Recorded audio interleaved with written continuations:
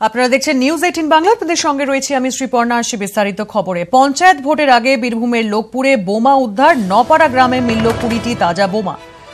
এই বিষয়ে আরো বিস্তারিত জানবো আমাদের প্রতিনিধি সুপ্রতিম দাস এই মুহূর্তে আমাদের সঙ্গে টেলিফোন লাইনে। সুপ্রতিম, এই বোমা মিলেছে সে বিষয়ে কি আপডেট রয়েছে তোমার কাছে?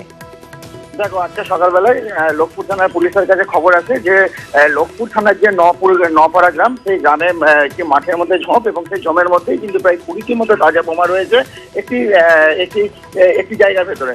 এবং তারপরেই কিন্তু লোকপুর থানার পুলিশ ঘটনাস্থলে পৌঁছায় এবং সেখান থেকে 14টি বোমা তারা উদ্ধার করে এবং বোমাগুলিকে আপাতত ঘিরে রাখা হয়েছে। এবং সিআইডি বোম ডিসপোজাল স্কোয়াডকে খবর দেওয়া হয়েছে বোমাগুলি নিষ্ক্রিয় করার জন্য। এবং যেহেতু এখন মনোনয়ন প্রক্রিয়া চলছে এবং তার মধ্যে এই ধরনের তাজা বোমা উদ্ধার কিন্তু এলাকাতে যথেষ্ট উত্তেজনা ছড়িয়েছে, এবং সেই কারণে কিন্তু লোকপুর থানার পুলিশ তাদের টহলদারি অনেকটাই বাড়িয়েছে। সুপ্রতিম দাস প্রতিনিধি ছিলেন টেলিফোনে।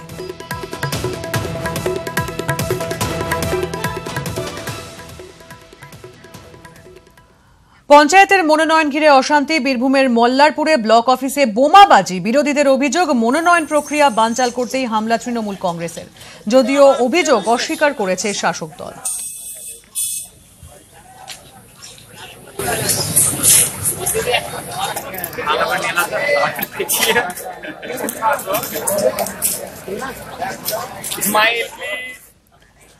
পঞ্চায়েতের প্রার্থী বাছাই ঘিরে মতবিরোধ, তার জেরেই গন্ডগোলে চলে গুলি। মাথায় গুলি লেগে মৃত্যু হয় 20 বছরের মিজানুর রহমানের। মালদহের কালিয়াচকের মসিমপুরের ঘটনা। সেবক দেব শর্মার প্রতিনিধি আমাদের সঙ্গে টেলিফোন লাইনে রয়েছে। সেবক, কি জানা যাচ্ছে ঘটনা সম্পর্কে?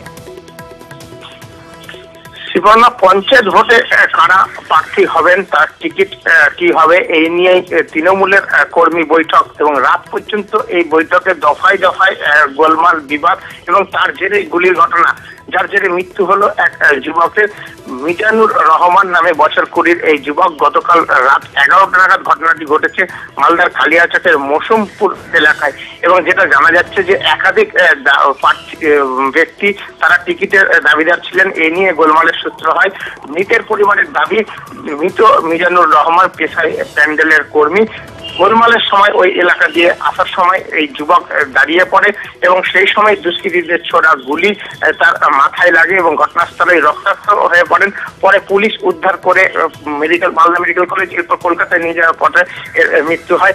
এই ঘটনার জেরে এখনো পর্যন্ত 3 জনকে আটক করেছে পুলিশ। গোটা এলাকায় বিশাল পুলিশ বাহিনী টহল দিচ্ছে, রীতিমতো উত্তেজনা রয়েছে গোটা এলাকায়। যদিও তৃণমূলের পক্ষ থেকে এখনো এই ঘটনার সঙ্গে দলীয় কোনো যোগাযোগ তা কিন্তু স্বীকার করা হয়নি।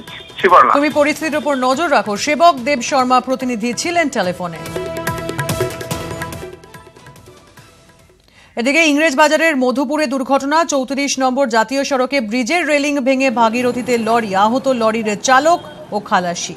আপনারা সেই ছবি দেখতে পাচ্ছেন। ব্রিজের রেলিং ভেঙে নিচে পড়ে যায় লরি, আহত হয়েছে লরির চালক ও খালাসি। এর পাশাপাশি শক্তিগড়ে যাত্রী বোঝাই বাস দুর্ঘটনা। বাসের পেছনে লরির ধাক্কা।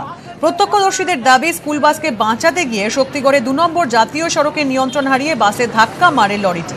ঘটনায় 10 যাত্রী আহত হন। আহতরা বর্ধমান মেডিকেলে চিকিৎসাধীন।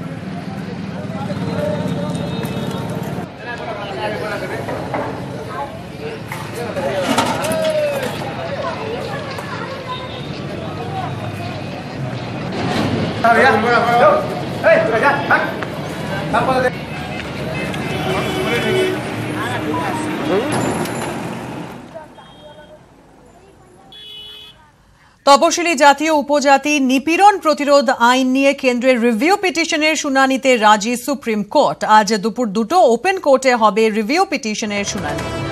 তপশিলি জাতি ও উপজাতি নিপীড়ন প্রতিরোধ আইন নিয়ে কেন্দ্রের রিভিউ পিটিশনের শুনানিতে রাজি সুপ্রিম কোর্ট। আজ দুপুর 2টো নাগাদ ওপেন কোর্টে হবে রিভিউ পিটিশনের শুনানি।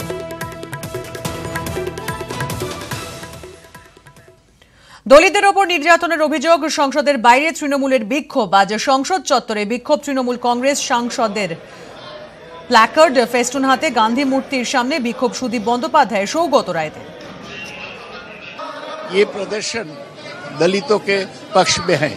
जो दलितों के ऊपर जो हमला हुआ, इसको रोकने के लिए हम आंदोलन जारी किए हैं और हम समझते हैं कि ये ममता बनर्जी अकेली दलित के लिए लड़ती है और मोदी सरकार दलित विरोधी है।